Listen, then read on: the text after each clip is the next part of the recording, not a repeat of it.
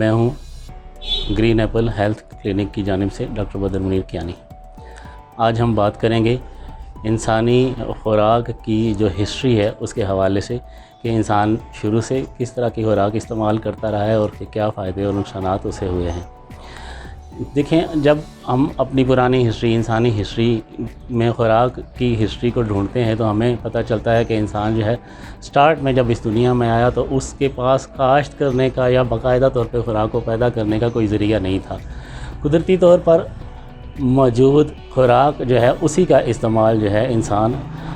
करता था और वो खुराक जंगलों में मुख्तलिफ़ फलों, मुख्तलिफ़ सब्ज़ियों के हवाले से थी जो कुदरती तौर पर उसे मुयस्सर थे, या फिर जानवरों का गोश्त जो कि वो शिकार करके हासिल करता था। इंसानी खुराक में शिकार की जो हिस्ट्री है, खुराक के लिए जानवरों के शिकार की हिस्ट्री, वो आज से कोई 2.6 मिलियन ईयर पुरानी है। और इसका मतलब ये है कि इंसान की खुराक में गोश्त का या जो एनिमल सोर्स है उससे हासिल होने वाली खुराक जो है वो बहुत ही पुरानी हिस्ट्री हमें उससे मिलती है। इसके अलावा जो खुराक उसने बाकायदा तौर पे काश्त करके या तैयार करके इस्तेमाल करना शुरू की, वो खुराक, उसकी हिस्ट्री जो है वो प्री हिस्टोरिक हमें मिलती है। और वो हिस्ट्री जो है, सबसे पहले जो फसल उसने काश्त की वो बारले या जो फसल थी वो उसने काश्त की और उसका इस्तेमाल शुरू किया। इंसानी जो खुराक है पुरानी दौर में उसका इस्तेमाल, उसका अवेलेबिलिटी जो है वो कम थी, तैयार शुदा खुराक जो है वो मौजूद नहीं थी। इसलिए इंसान को जब भी खुराक जो भी मुयस्सर होती थी वो उसका इस्तेमाल करता था। और उसके इस्तेमाल में, उसके खुराक के इस्तेमाल में जो वक्फ़ा है उसका, वो बहुत लंबा होता था। बाज़ दफ़ा ऐसा भी होता था कि पूरे दिन में सिर्फ़ एक दफ़ा उसे खाने को मुयस्सर आए या एक दिन से ज़्यादा टाइम के लिए उसे भूखा रहना पड़े। इसलिए वो ऐसी खुराक का इस्तेमाल करता था ज़्यादातर जो खुराक उसे बार बार इस्तेमाल ना करनी पड़े और थोड़ा खुराक इस्तेमाल करके ज़्यादा टाइम तक उसको एनर्जी हासिल हो सके। और इस वजह से उसकी खुराक जो है वो ऐसी खुराक का इस्तेमाल की तरफ उसका रुझान ज़्यादा था जिसमें फ़ैट का अंसर जो है मौजूद हो। इंसान जो है ऐसी खुराक का इस्तेमाल ज़्यादा कर रहा था जिसमें फ़ैट का अंसर जो है वो ज़्यादा हो, और इसके साथ साथ उसकी खुराक के इस्तेमाल में वक्फ़ा जो है बहुत ज़्यादा था।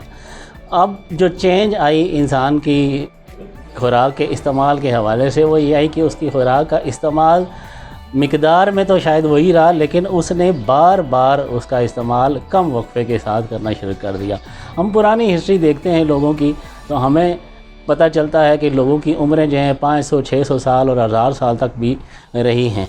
जबकि हम आम तौर पे इस बात से कन्विंस हैं कि उस वक्त खुराक की कमी थी और अब खुराक जो है वो ज़्यादा अवेलेबल है हमें, और ज़्यादा अच्छी खुराक हमें अवेलेबल है। लेकिन मेरे ख़्याल में ये बात दुरुस्त नहीं है, क्योंकि अगर आज जो खुराक हम इस्तेमाल कर रहे हैं और जितनी खुराक हम इस्तेमाल कर रहे हैं, अगर वो फ़ायदा देने वाली और उतनी ही एफिकेसी रखने वाली खुराक होती तो इस वक्त भी हमारी उम्रें हज़ारों साल होनी चाहिए थी। जबकि हम देखते हैं कि जो टाइम गुज़र रहा है और जो हम मॉडर्न टाइप की खुराक और रिफ़ाइंड चीज़ें जो हैं उनका इस्तेमाल ज़्यादा कर रहे हैं, हमारी बीमारियां भी बढ़ रही हैं और उसके साथ साथ हमारी उम्रें जो हैं उनमें भी कमी आती जा रही है। अगर पुराने दौर की खुराक, हम अगर अपनी हिस्ट्री आज से 50 साल 60 साल पहले की हिस्ट्री को ही देख लें तो हम ये देखते हैं कि लोगों की खुराक जो है या खाने का दौरानिया जो है वो 2 टाइम से ज़्यादा नहीं था 24 घंटे में। आज जो दौर चल रहा है इस दौर में 3 वक्त का खाना बाकायदा तौर पे खाया जाता है और उसके बाद दरमियान में स्नैक्स और मशरूबात का इस्तेमाल जो है वो भी किया जाता है। और टोटली अगर हम उसको देखें तो हम ये कह सकते हैं कि हम दिन में 6-7 दफ़ा खाना खा रहे होते हैं, लेकिन इसके बावजूद हमारी खुराक हमें वो फ़ायदा नहीं देती जिस मकसद के लिए हम वो खुराक इस्तेमाल कर रहे होते हैं। और नतीजा उसका ये है कि बहुत सारी बीमारियां जो हैं हमारे जिस्म पर हावी होती जा रही हैं। हमारे अंदर ऐसी बीमारियां आ गई हैं जिनका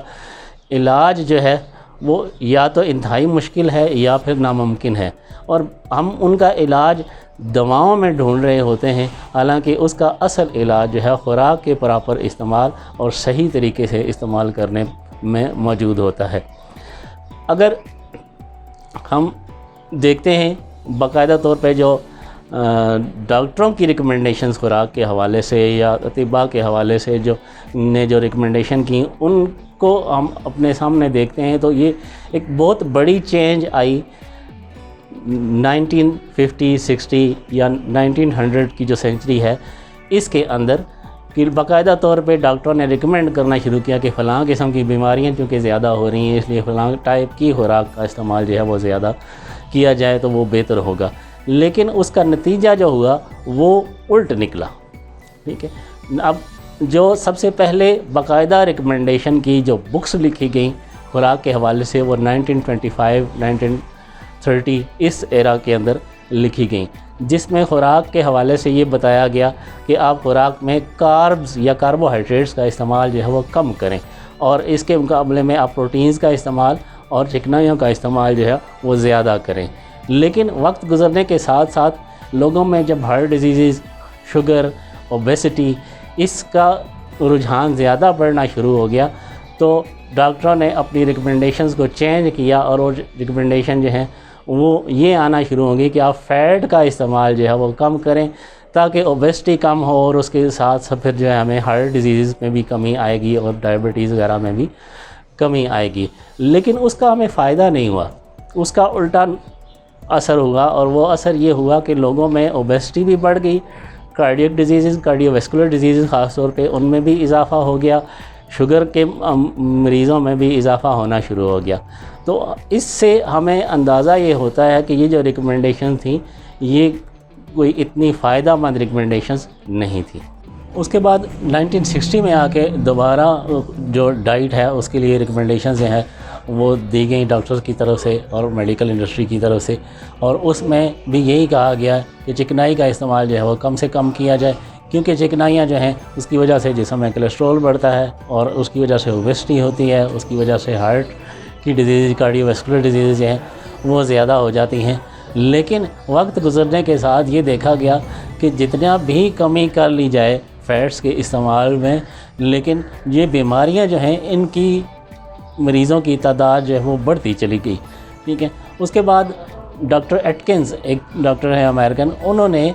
ये कहा अपनी प्रैक्टिस के दौरान, उन्होंने ये देखा कि जो कार्ब हैं यानी कार्बोहाइड्रेट्स हैं उनकी जब कमी होती है खुराक में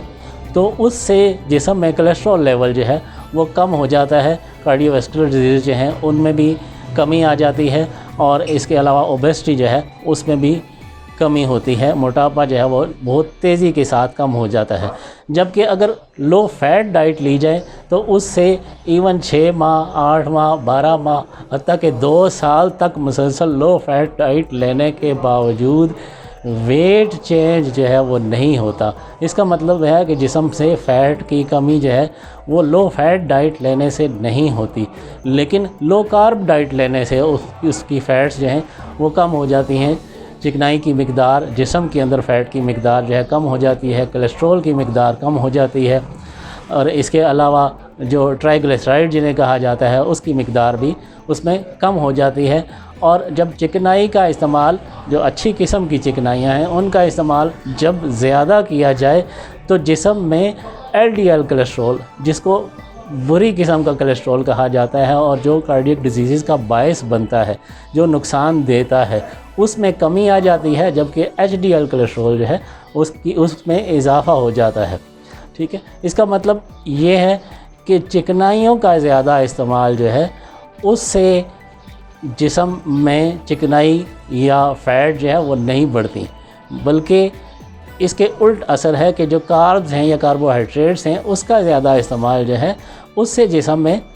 चिकनाई और फ़ैट की मिकदार और कोलेस्ट्रॉल की मिकदार जो है वो बढ़ जाती है। इसी के साथ साथ कार्डियोवैस्कुलर डिजीज़ जो हैं उनमें भी इजाफ़ा होता है, ब्लड प्रेशर में इजाफ़ा हो जाता है, मोटापा लोगों का जो है वो ज़्यादा हो जाता है। नेक्स्ट वीडियोस में हम लोग इंशाल्लाह इस बात को डिस्कस करेंगे कि खुराक हमारी जो है उसमें कौन से इंग्रेडिएंट्स का इस्तेमाल कितना होना चाहिए और उसके इस्तेमाल का वक्त जो है सही वो कौन सा है।